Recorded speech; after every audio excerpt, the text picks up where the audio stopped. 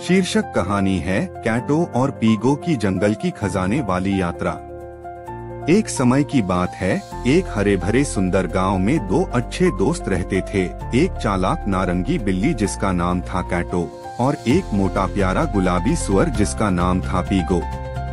कैटो को रोमांच बहुत पसंद था।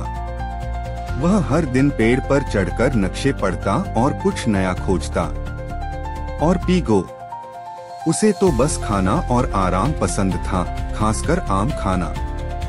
एक दिन कैटो भागता हुआ आया और चिल्लाया, पीगो, देखो, मुझे अपने तकिए के नीचे एक खजाने का नक्शा मिला है। पीगो की आंखें गोल हो गईं। सच में? असली खजाना? सोना चांदी वाला? कैटो मुस्कराया। नक्शे में लिखा है, जंगलों का रहस्य सिर्फ बहादुरों के लिए। पीगो थोड़ा डर गया, पर कैटो की आंखों में चमक देखकर बोला, ठीक है, चलो चलते हैं। कैटो ने अपना बैग तैयार किया। उसमें डाला टॉर्च, कंपास और एक छोटी दूरबीन। पीगो ने क्या रखा? ढेर सारे आम, सैंडविच और बिस्कुट। और फिर दोनों चल पड़े उस रहस्यमयी जंगल की ओर। जैसे ही वे जंगल में दाखिल हुए, चारों ओर पेड़ों की फुसफुसाहट, अजीब आवाजें और बंदरों की शरारतें शुरू हो गईं। अचानक एक बड़ा सा कछुआ उनके रास्ते में आ गया। उसके सिर पर पत्तों का ताज था।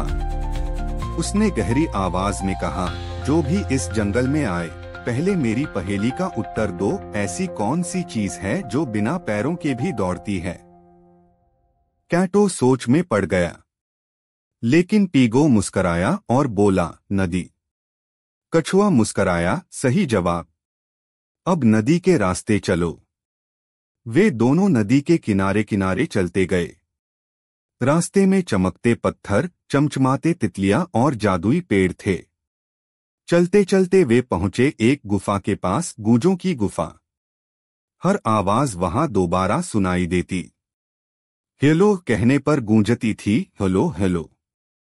गुफा के अंदर गहराई में उन्हें एक विशाल पत्थर का दरवाजा मिला। उस पर बना था एक पंजा और एक खुर का निशान।